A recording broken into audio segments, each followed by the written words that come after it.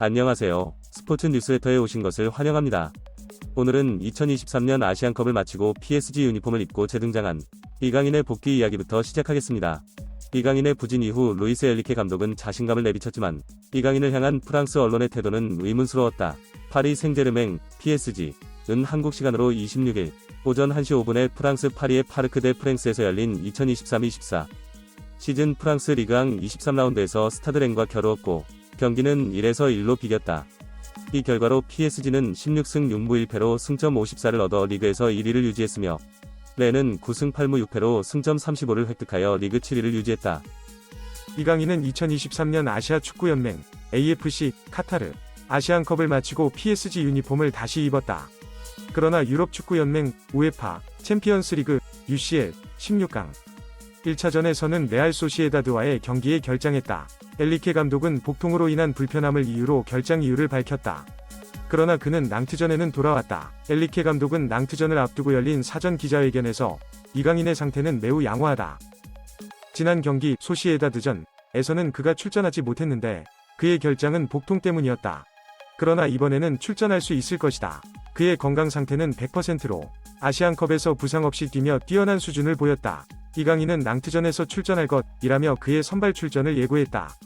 전망대로 선발로 뛴 이강인은 다소 아쉬운 경기력을 보여줬다.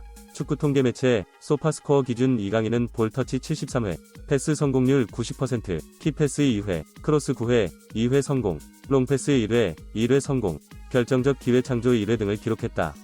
매체는 평점 6.6점을 주며 팀 내 6번째로 높은 평가를 내렸다.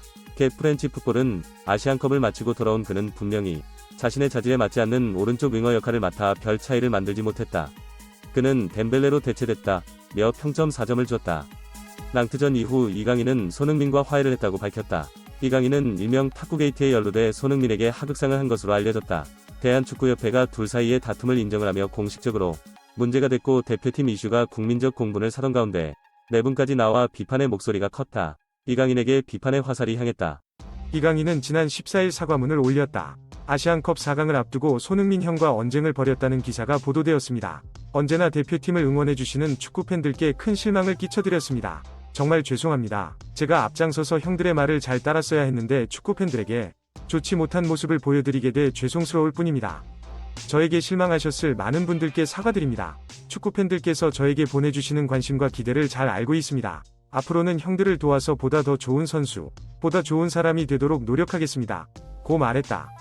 그럼에도 상황은 진정되지 않았다. 확인되지 않은 루머가 연속해서 나왔고 이제 와서 보니 이랬다 식의 루머가 연속해서 나오며 모든 시선은 이강인 하극상, 손흥민과 이강인의 다툼으로 쏠렸다. 이강인은 맹비난을 받았다.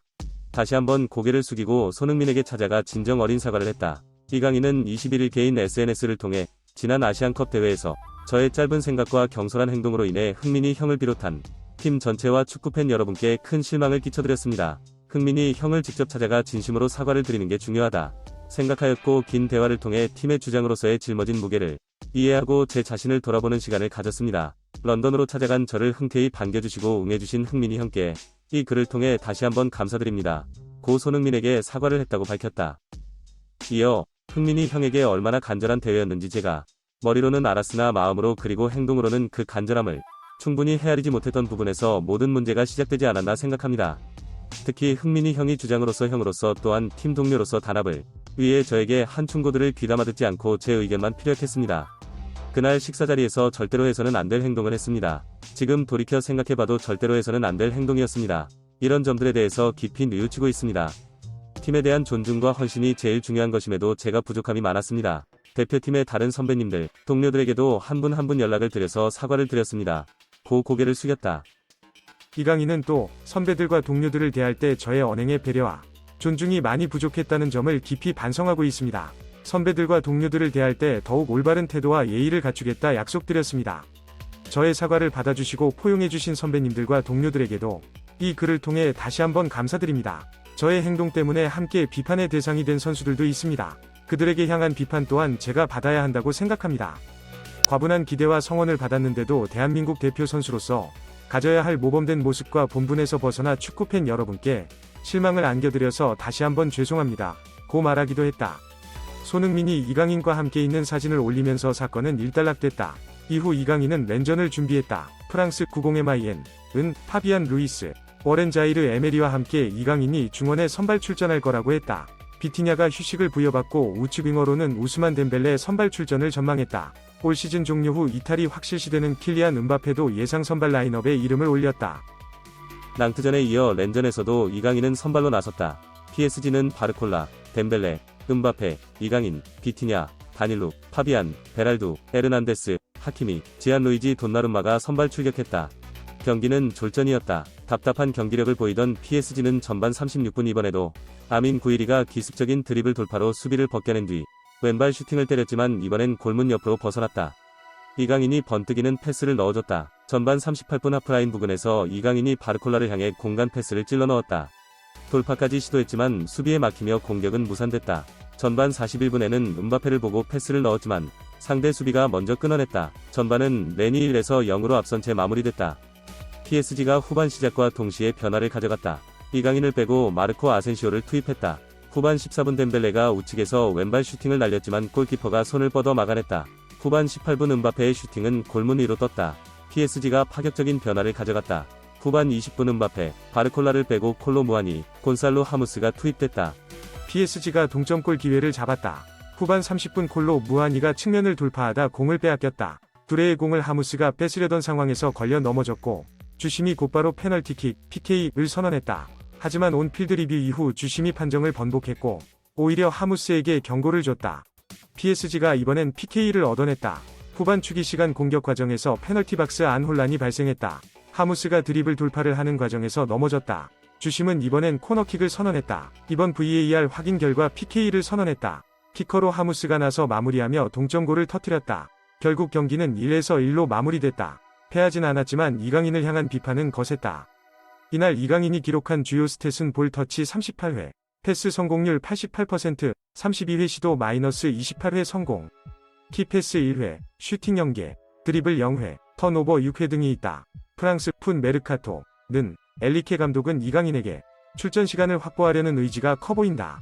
하지만 이강인은 영향력을 전혀 발휘하지 못했다. 공을 다루는 기술은 낭비와 같았다. 렌의 소유권을 내주면서 기대 이하 모습을 보였고 큰 실망감을 안겨줬다. 고평했고 평점 3.5점을 줬다. 90MIN 도 이강인은 아시안컵에서 돌아온 후 2경기 연속 선발 출전하고 있는데 적극적으로 경기에 임하고 공격적인 모습을 보여줬지만 공 소유권을 계속 내줬다. 엘리케 감독은 변화를 위해 전반이 끝나고 마르코 아센시오를 넣었다. 고 말하며 평점 3점을 부여했다. 이강인에 이어 음바페도 혹평을 받았다. 음바페는 레알행이 기정사실화 단계다. 스페인 마르카는 19일 음바페는 이미 레알과 계약을 체결했다. 레알과 5년 계약을 맺었다. 지난 2주 동안 음바페 측과 레알은 협상을 했고 올해 7월 1일 레알 선수가 되는 걸로 합의가 됐다. 이로써 130일이 넘는 레알의 구애는 끝이 나게 됐다.